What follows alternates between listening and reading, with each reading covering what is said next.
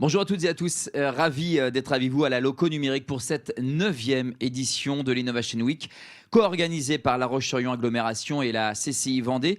Merci d'être avec nous pour cette journée d'échange avec ce matin des témoignages inspirants sur la formation, sur les entreprises face au recrutement.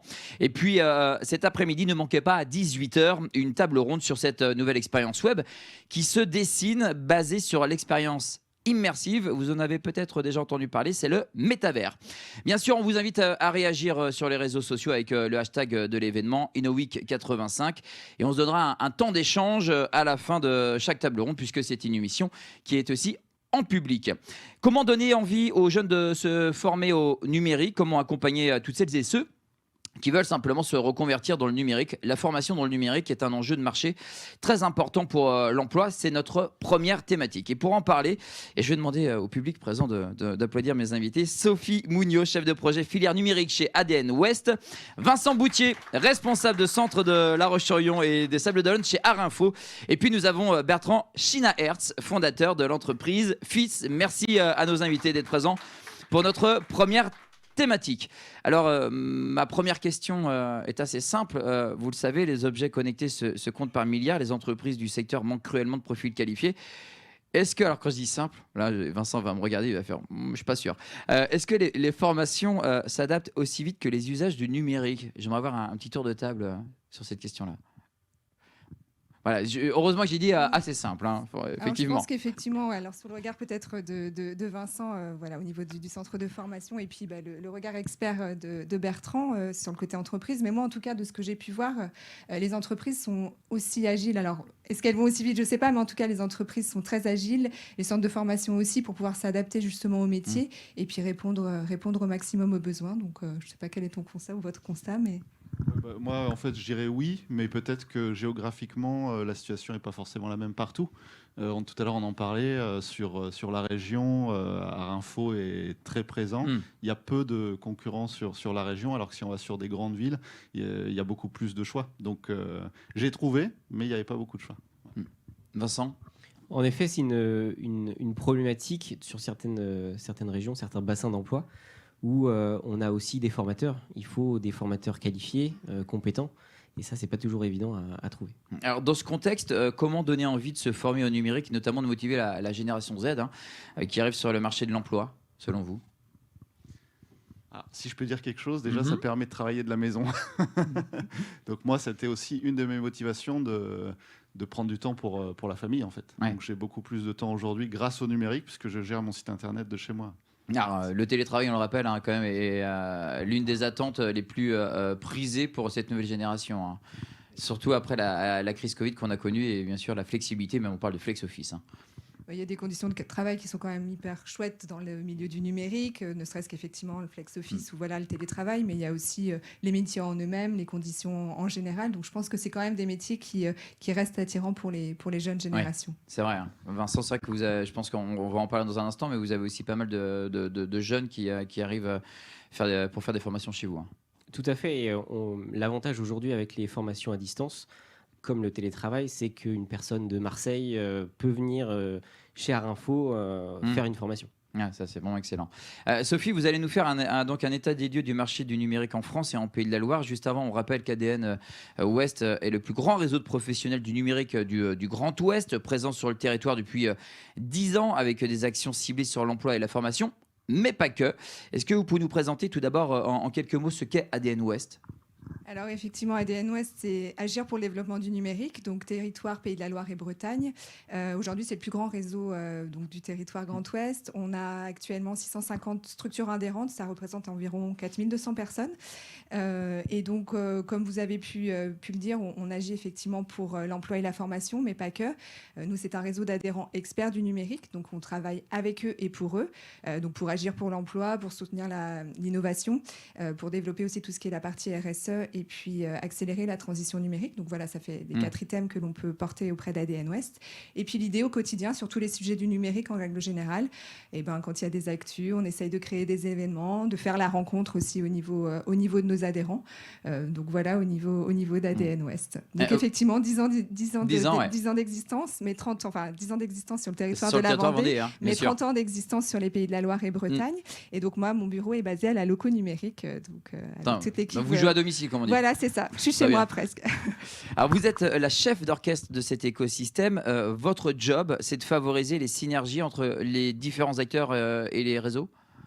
C'est ça, effectivement. Donc là, au niveau, pour vous donner un exemple, aujourd'hui, on a un cercle des DSI, donc c'est à peu près 25 DSI du territoire.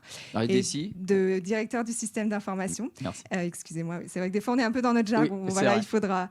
Et donc, on s'est rencontrés en juin dernier, et donc plein de sujets, dont le recrutement. Et donc, l'idée, c'était aussi de répondre à leurs besoins. Donc, on est en train d'essaimer plein de sujets. On se rencontre aussi entre experts, parce qu'il y a des bonnes pratiques qui peuvent échanger. Donc, en fait, ADN Ouest, c'est aussi de se rencontrer entre pairs pour pouvoir échanger sur des sujets, le recrutement, sur d'autres sujets. En ce moment, c'est la data qui est plutôt dans le cœur d'actualité. Donc qui est une mine d'or pour les entreprises, on le rappelle. C'est ça. Enfin, oui, c'est ça. Je pense que certains en ont conscience, d'autres, c'est plus compliqué. Mais effectivement, selon le niveau de maturité, c'est ces échanges qui sont riches entre adhérents. Alors, concernant la cartographie des profils liés à l'emploi et la formation en Vendée et Pays de la Loire, vous avez quelques chiffres à nous donner. Hein.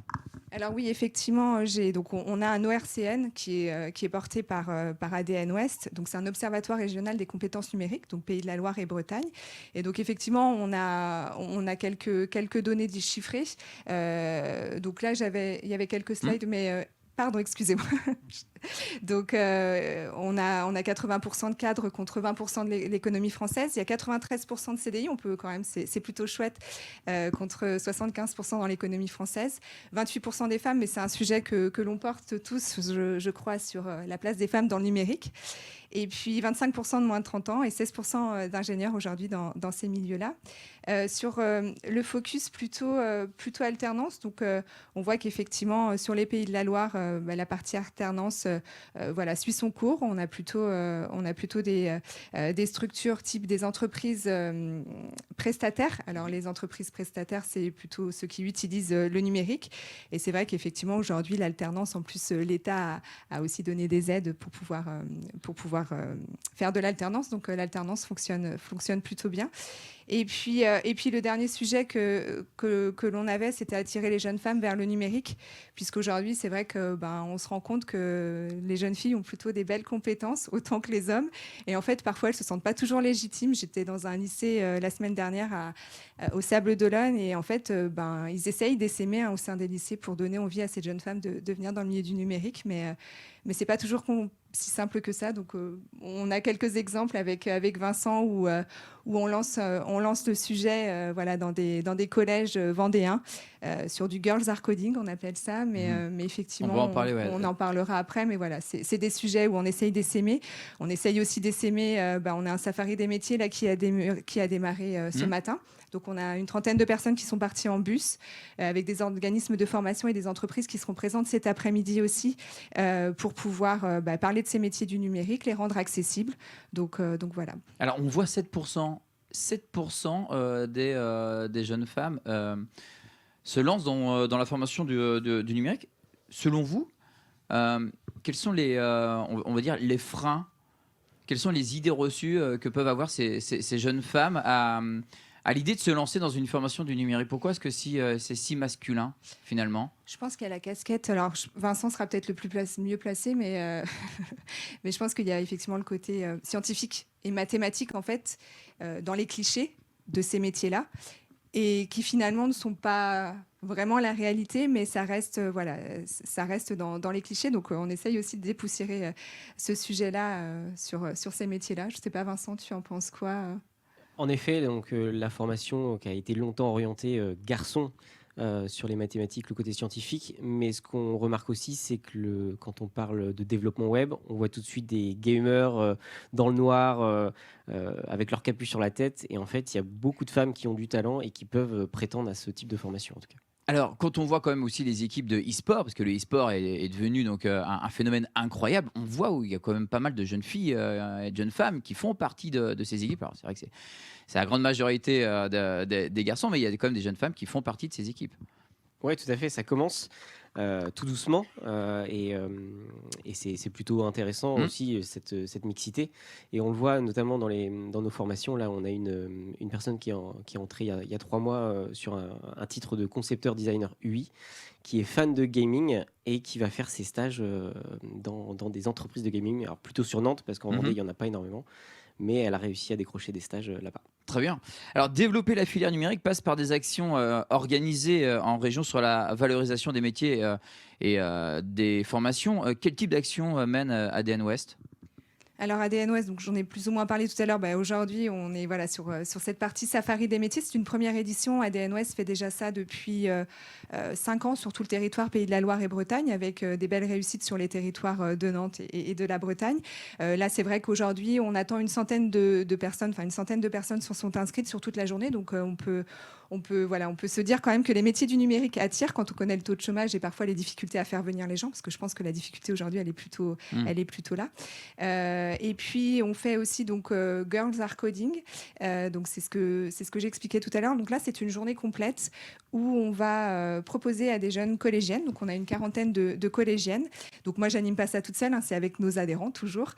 Donc entre autres Vincent, à Rinfo qui est adhérent d'ADN Ouest. Et donc sur une journée complète, donc on a 4 ateliers, des ateliers tournants où on va faire de la sensibilisation et de l'initiation à la cybersécurité et aux réseaux sociaux. On fait de l'initiation au code. Il y a un atelier de présentation des métiers du numérique en version un peu Montessori, plutôt ludique avec les jeunes filles. Et puis, il y a de l'initiation aussi à la réalité virtuelle. Donc voilà, et on termine la journée avec des retours d'expérience de 5 femmes et un homme sur justement leur regard, elles en tant que femmes, sur ces métiers du numérique, et le regard aussi d'un homme qui accueille des femmes dans le milieu du numérique. Donc voilà, on passe 1 heure avec ces jeunes filles pour justement leur donner envie d'avoir des discours inspirants aussi, parce que parfois on sait quand on a 14, 15, 16 ans, finalement c'est parce qu'on a vu le papa d'un copain ou parce qu'on a vu un copain qui... et donc voilà, on va aussi vers ces métiers-là. Donc on va essayer, là c'est une première édition, on fait ça le 13 décembre au musée du numérique à Saint-Jean-de-Mont. Mais on va essayer d'essaimer ça sur l'année prochaine également. Et vous avez lancé un site qui a pour objectif de rassembler un maximum d'informations sur le numérique, en particulier sur l'emploi et la formation. On peut rappeler l'adresse du site qui va s'afficher à l'écran. Vous pouvez nous en dire quelques mots de ce site ? Oui, alors le site, ça s'appelle ADN Library. Donc c'est un centre de ressources avec une première brique sur la partie emploi et formation. Et effectivement, l'idée, alors là aussi, c'est avec nos adhérents et avec tout l'écosystème, on n'avait pas aujourd'hui de lieu unique où on pouvait retrouver l'information justement sur ces métiers du numérique, d'infographie, de vidéo. Et donc, avec notre réseau d'experts, on a créé ce site-là depuis le mois d'avril, donc c'est tout récent. Et donc, vous pouvez trouver, c'est une mine d'or, puisque vous pouvez trouver effectivement toutes les ressources en termes de métiers pour pouvoir vous y retrouver. Il y a 4 catégories de familles, donc ça, c'est plutôt sympa aussi, parce que parfois, il y a tellement des métiers différents, avec des anglicismes parfois où on n'y comprend pas toujours quelque chose. Donc voilà, c'est aussi pour démystifier tout ça. Et il y a des vidéos qui sont chouettes, je trouve, parce que c'est aussi un regard sur comment mes copains y voient mon métier, comment ma famille voit mon métier, et comment mon métier, en fait, finalement, il est. Donc voilà, c'est aussi donner un peu un décalage et adapter à ces générations Z qui arrivent, parce que voilà, effectivement, c'est toute cette pépite-là que l'on a besoin aussi d'attirer vers nos métiers. Alors avec Vincent, on l'a compris, vous avez l'habitude de travailler ensemble, vous faites des sensibilisations pour les prescripteurs de l'emploi. Vous serez présent pour l'événement, on l'a compris, Girls and Coding, Vincent. Directeur d'Arinfo, La Roche-sur-Yon et les Sables d'Olonne, centre de formation donc spécialisé dans les métiers du digital et du numérique. Est-ce que la tendance est à la hausse en termes de demande de formation ? Alors si on part des chiffres, ça va être très parlant. Quant à Arinfo, Vendée, en tout cas, La Roche-sur-Yon a ouvert en 2014. On avait une trentaine de personnes formées. Et là, on arrive plus autour de 150, 170 personnes année. Donc, c'est plutôt une belle augmentation en termes de candidats. Et pour tout vous dire, moi, je suis un peu débordé parfois, certaines journées où j'ai plusieurs appels de personnes de chez Pôle emploi ou des personnes en reconversion qui m'appellent pour me demander des informations sur les formations qu'on propose. Et vous avez eu combien de formateurs ? On a 6 formateurs en CDI et on fait appel à des prestataires externes quand on n'a pas les compétences en interne.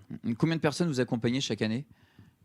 Ça représente combien, Ce à que peu je près disais, c'est entre 150 et 170 personnes, avec 3 typologies principales. Des personnes qui sortent du bac, par exemple. D'accord. Donc ça, c'est les profils. OK. Un premier profil, des demandeurs d'emploi qui veulent soit s'orienter vers un titre complet professionnel, un titre professionnel, ou alors une remise à niveau sur de la bureautique, par exemple. Mhm.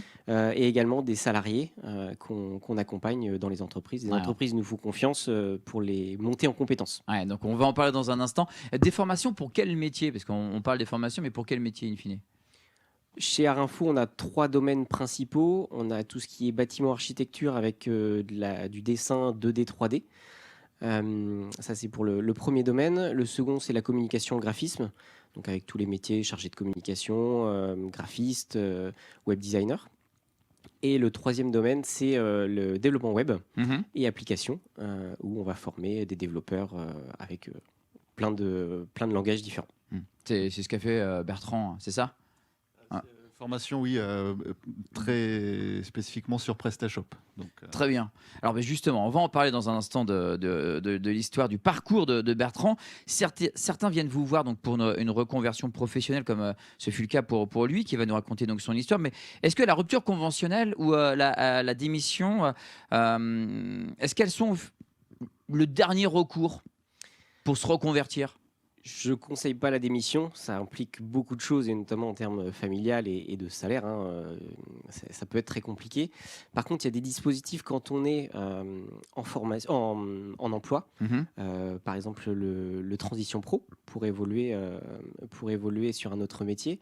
Ou alors le contrat d'apprentissage Pro A qui permet dans la même structure, dans sa propre entreprise, d'évoluer sur un nouveau métier. Alors, en préparant cette émission, justement, j'ai découvert ce dispositif, le dispositif Transition Pro, qui peut donc intéresser des salariés qui souhaitent se réorienter. Expliquez-nous comment ça fonctionne, quelles sont les démarches que vous mettez en place, comment vous les accompagnez, ces gens-là.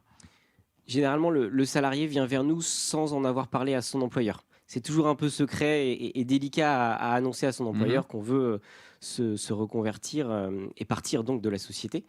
Là, ce qu'on conseille aux personnes, c'est de faire un bilan déjà avec Transition Pro, Pays de la Loire. Il y a un site internet qui est très bien fait, il suffit d'appeler. Ensuite, si on coche toutes les cases adéquates, on revient vers son employeur pour lui expliquer son projet. Et ce que je dis souvent, c'est n'ayez pas peur de votre employeur. Si vous restez malgré vous dans une entreprise, c'est ni bon pour vous ni bon pour lui. Donc au final, il vaut mieux essayer ce dispositif-là. C'est un lourd dossier parce que c'est un financement du salaire de la personne pendant 6 mois de formation et aussi du coût de la formation. Donc c'est un gros dossier mais qui vaut le coup et on a de belles histoires en tout cas de personnes qui se sont reconverties dans un autre métier. Comment vous les accompagnez auprès de leur employeur ? On les accompagne à monter leur dossier déjà, qui est un sacré dossier, où on passe beaucoup de temps, le candidat, mais aussi nous. Et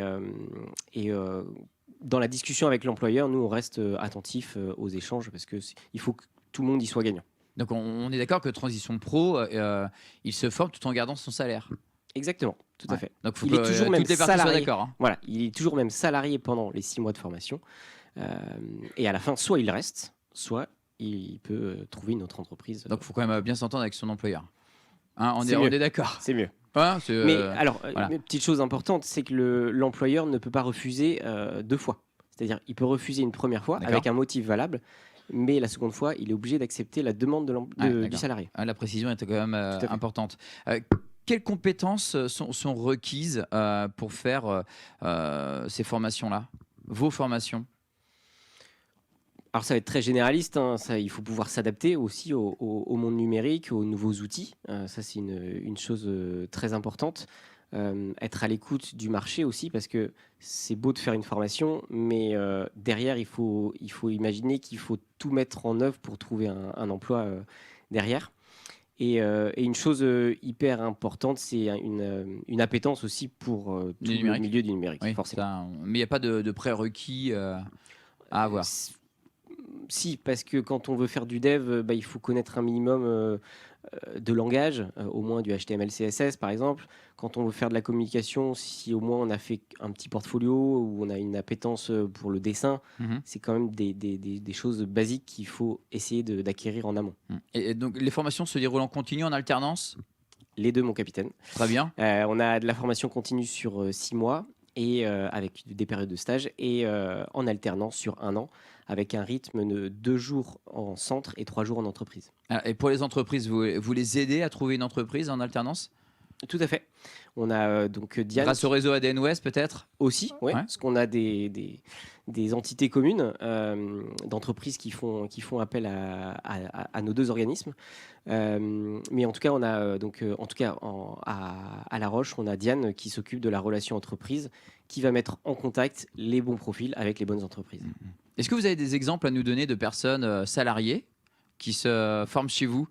Juste pour qu'on comprenne bien comment ça fonctionne. Je repars sur Transition Pro, mais ça m'intéresse. Tout à fait. On a une personne là qui est actuellement donc dans un grand groupe de Pergola, Véranda. D'accord, On va ok. pas citer de nom. On aura deviné. Dans un service de nous-mêmes. administratif et qui voyait ses collègues du bureau d'études réaliser tous ces plans en 2D, 3D pour les permis de construire, par exemple. Et depuis 15 ans, elle fait ce métier administratif. Et là, elle a passé le pas, elle a fait la demande, ça a été accepté. Donc c'est une super nouvelle pour elle, qui va évoluer en tout cas vers un transition pro et vers un nouveau métier. Alors Bertrand, vous êtes un bel exemple de réussite passé par le centre Art Info avec une reconversion professionnelle avant de louer des vélos. Et ce sont donc des vélos hollandais. Vous êtes d'origine hollandaise, hein? C'est ça. Chez Naerts, hein, je ne suis pas trompé. C'est ça. Vous étiez directeur marketing dans le secteur automobile. Vous avez une histoire incroyable. J'aimerais que vous nous fassiez un peu de storytelling là, pour le coup. Racontez-nous un peu comment ça s'est passé. Disons que j'ai travaillé pendant 20 ans dans l'automobile, dans tous les grands groupes automobiles, dans toute l'Europe. J'ai travaillé en France, en Italie, au Danemark et donc aux Pays-Bas où j'ai rencontré ma femme. Et puis, après 20 ans en fait, de travailler 12 heures par jour, week-end inclus, je me suis dit que j'allais peut-être faire autre chose. Et j'avais toujours voulu monter une entreprise, en fait. Donc, je l'ai fait lorsque j'étais en Hollande, mais c'était pour d'autres investisseurs. Ce n'était pas avec mon argent. Et puis, 2 ans après, on a eu un beau succès avec cette entreprise. C'était des événements de vente privée, en fait, pour les concessionnaires automobiles. Et puis le Covid est arrivé. Donc événement automobile, plus de stock, plus le droit de se rencontrer. Donc, vous étiez où à cette époque-là? Donc j'avais créé la structure sous une société anglaise en Hollande. Et ensuite je suis revenu en France parce qu'on a créé une filiale française en fait. Donc j'étais en France, on avait créé la filiale. On avait plusieurs vendeurs, on travaillait dans 14 pays en Europe quand même. Et puis tout s'est arrêté d'un coup. Et on a travaillé quand même. On a trouvé comme tous des choses à faire sur l'ordinateur et puis des visioconférences et des choses comme ça. Mais j'ai dû quand même petit à petit licencier économiquement donc les vendeurs les uns après les autres. Les vendeurs français aussi. Et en fait, je me suis rendu compte en faisant ça, c'était un processus que je connaissais pas forcément bien, qui avait vraiment de gros avantages en fait lorsqu'on était licencié économiquement pour pouvoir créer soit bien sûr retrouver un job, mais aussi créer son entreprise. Et à ce moment-là, je me suis dit en fait comme la question de fermer l'entreprise française se posait également. Je me suis dit, en fait, c'est le moment ou jamais. Donc, on a fermé l'entreprise française. J'ai été donc licencié économiquement et je me suis mis à réaliser mon rêve, qui est donc de créer mon entreprise dans un domaine qui était ma passion depuis longtemps, qui est donc le vélo et plus précisément le vélo de randonnée. Ici, on a un exemple de vélo plutôt marketing que je vends également pour les entreprises, mais je vends beaucoup plus, si vous allez sur mon site, de vélos typés donc pour la randonnée, pour faire beaucoup de kilomètres.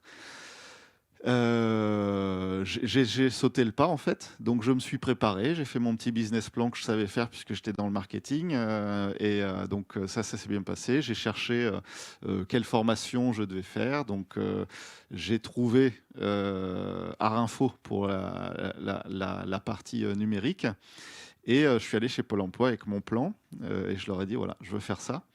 Et Il était déjà bien ficelé, votre plan. il était bien ficelé, Quand même. forcément. Ouais, ouais. Bon, ça faisait longtemps que j'avais ça en tête. Depuis que j'ai 20 ans, je voulais monter ma boîte, mais on peut pas forcément le faire. C'est le Covid qui a tout Oui, déclenché. vraiment, oui. Ouais, vraiment. Ouais. Vous étiez dans quel état d'esprit quand le Covid est arrivé, justement? Est-ce que il y avait toujours, ça trottait, il y avait une petite musique dans votre tête qui disait, voilà, peut-être Oui. qu'un jour je vais passer le cap, mais Ah oui, c'est il y a aussi cette façon, enfin, cette sécurité, ce filet de sécurité, en étant directeur marketing d'une grosse société, Oui. avec un très bon salaire. C'est ça. On se dit, voilà, on est tranquille. Oui, c'est ça. Ben, en fait, alors d'un côté, il y a la partie confort du salaire. Donc là encore, il faut le petit coussin sur le compte bancaire pour pouvoir prendre un risque, hein, Ouais, forcément. c'est ça. Voilà. Mais de l'autre, bon, ma femme était fatiguée de toute façon de toutes les idées que j'avais de monter des boîtes. J'ai toujours voulu le faire. Demain, si j'avais l'argent, j'en créerais 6 de plus. Mais là, elle m'a dit, bon, allez, pour les vélos, là, par rapport à ce que tu me dis, je te soutiendrai. Donc, à ce moment-là, je me suis dit, OK, on y va. Et puis en plus, on rappelle quand même que ça correspond à vos valeurs.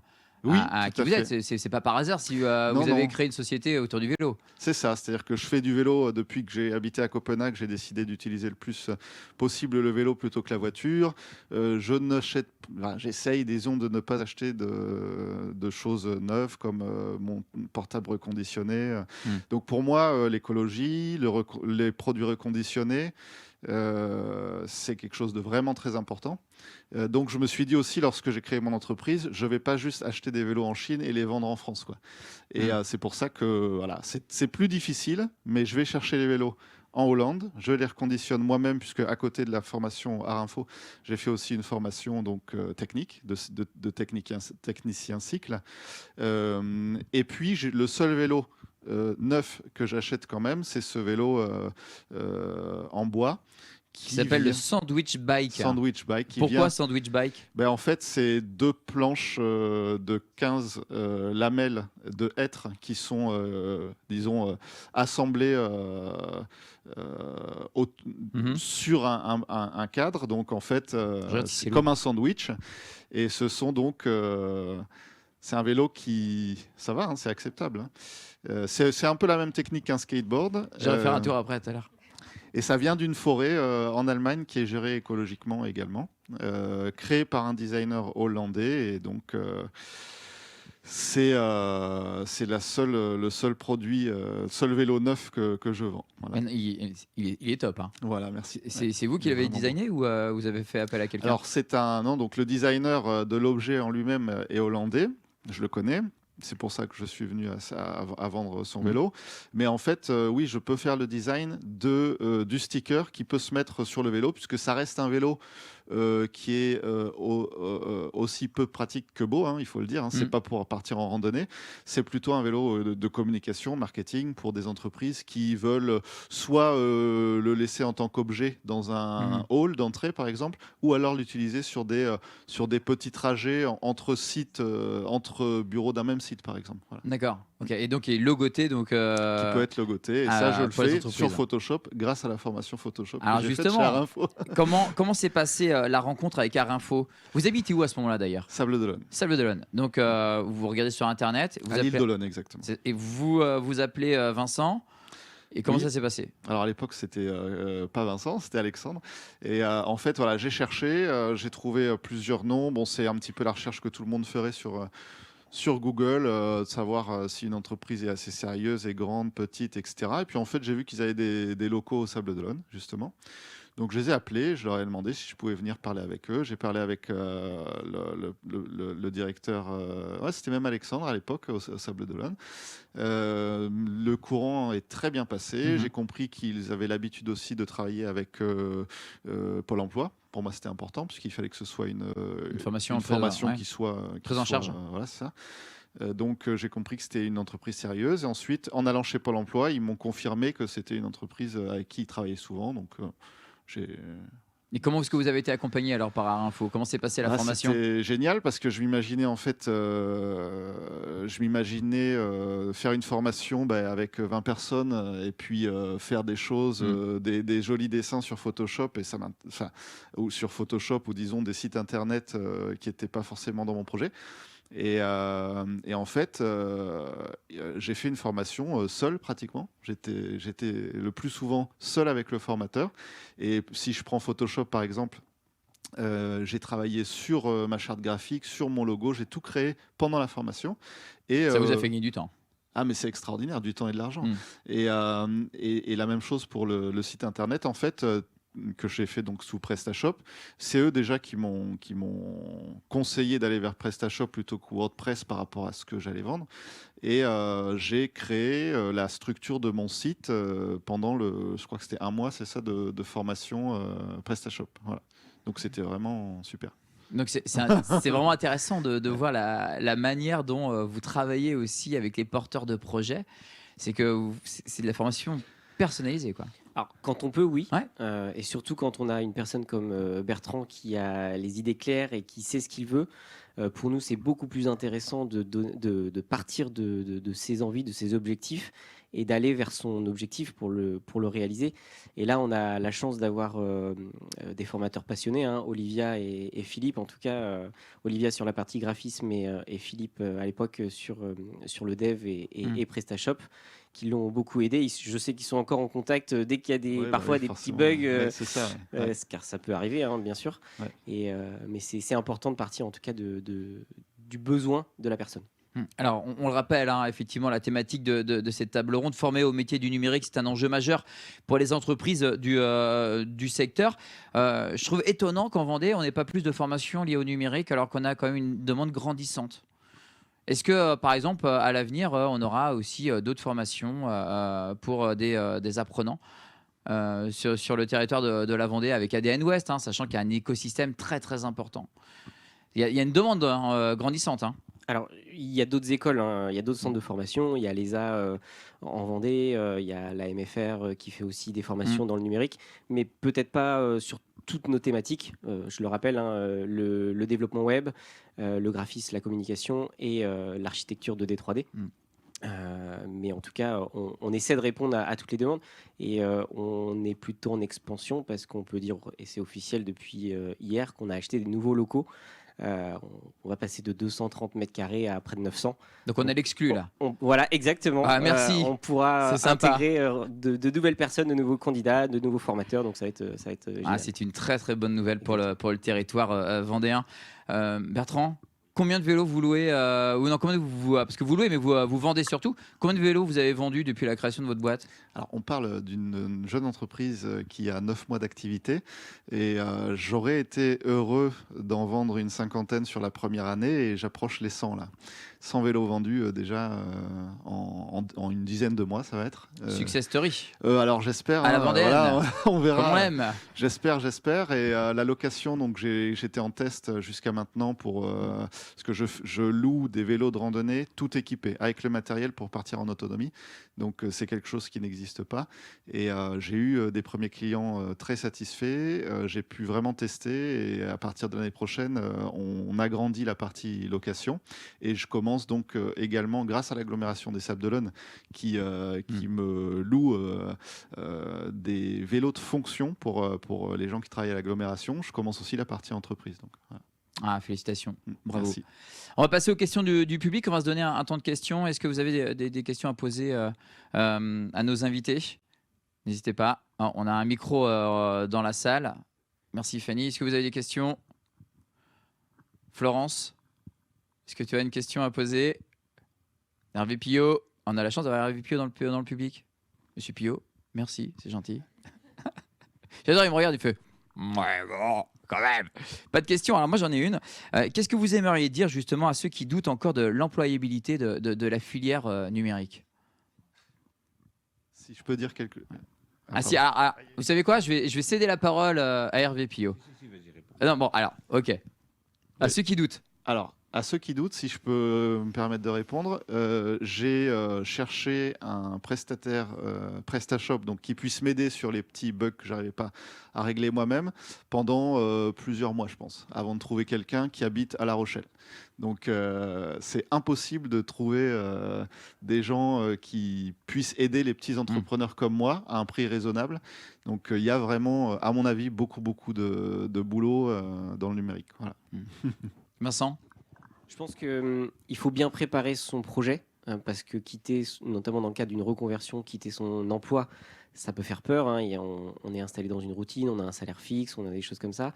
Se reconvertir, c'est un acte fort, donc il faut bien le préparer. Mais il faut oser, parce qu'on voit, notamment avec Bertrand, mais j'ai beaucoup d'exemples en tête, où les gens s'épanouissent 10 fois plus que depuis 10 ans dans leur boîte. Sophie? Oui, c'est ça, je pense que vous avez bien résumé. Oser, il ne faut vraiment pas hésiter. Il y a effectivement plein de postes à pourvoir, de belles entreprises, des agilités aussi au sein des entreprises qu'on entend aussi dans les adhérents que je peux avoir. Il y a des belles histoires aussi de mobilité interne sur des gens qui parfois arrivent sur un poste et finalement veulent aller vers ces métiers du numérique. Et donc, on passe par des organismes de formation pour les faire évoluer en interne. Donc oui, je pense qu'il faut oser. Et je crois qu'aujourd'hui, avec la période qu'on a traversée, tout ce qu'on a vécu, on sort un peu plus de ces zones de confort et puis on va peut-être plus en quête de sens. Donc voilà, c'est peut-être effectivement. Et on rappelle quand même qu'on n'arrête jamais de se former dans le numérique, ça va tellement vite. Donc même quand on est salarié, il y a des entreprises qui font appel aussi à des centres spécialisés comme Arinfo pour faire monter en compétences les collaborateurs sur des sujets très précis liés au numérique. Hervé Pillot, une question? Oui, félicitations d'abord, tant pour la table ronde que pour vos interventions. C'est très important, je pense, de sensibiliser là-dessus. Arinfo, je ne connaissais pas, moi, si ce n'est que j'ai un de mes collaborateurs hier qui fait une formation chez vous. Et c'est un bel exemple de collaboration aussi entre écoles et de compétences qui s'ajoutent au lieu d'être en concurrence. On pourrait y être, mais on n'y est pas. Sur le vélo, j'ai fait le mot un peu tout à l'heure, parce que la durabilité d'une forêt allemande, même si elle est gérée durablement pour venir construire en Vendée, j'ai un petit peu un doute. Et d'autant plus qu'il y a je pense qu'il y a possibilité de le faire localement, mais ça peut venir, y compris, la semaine dernière, à notre salon Tech Élevage, j'ai vu un agriculteur qui se reconvertit à faire du bambou. C'est juste une piste comme ça. Pourquoi pas? Ça existe aussi, oui, tout à fait. Il y a des là-dessus et je pense que oui, il y a un vrai besoin de former à tous les niveaux dans le numérique, mais aussi de former à des compétences croisées, compétences métiers et compétences numériques. Et j'ai pas vraiment, alors je m'excuse, je suis arrivé en retard, mais j'ai pas véritablement entendu de propos là-dessus. Je sais pas ce que vous en pensez, mais on le voit chez nous, notamment pour former des data scientists qui ont aussi des compétences en agronomie. C'est juste un exemple. Il peut y avoir plein de métiers. Qu'est-ce que vous pensez de ces formations à développer ou non en compétences croisées? C'est toujours la difficulté de coller à des programmes qui soient de l'éducation nationale ou du ministère du Travail. Nous, on est affilié au ministère du Travail et de l'Emploi. On est assez facilement mis dans des cases. Quand vous faites du développement web, par exemple, c'est pour du développement web et vous n'allez pas voir d'autres secteurs d'activité. Après, on peut faire de la demande, mais c'est toujours compliqué. Et la difficulté aussi, c'est d'avoir des candidats qui vont aller sur ce type de formation, mais également des formateurs qu'on puisse trouver des formateurs sur toutes ces thématiques-là, qui sont finalement très larges. Merci beaucoup. Merci à nos invités. On va les applaudir très très fort. Sophie Mouniot, Vincent Boutier, Bertrand Schenaert, on les applaudit. Merci d'avoir accepté cette invitation pour l'Innovation Week. Le replay de cette table ronde sera bientôt disponible sur la chaîne YouTube de l'Innovation Week. On vous souhaite de passer une belle journée. À bientôt.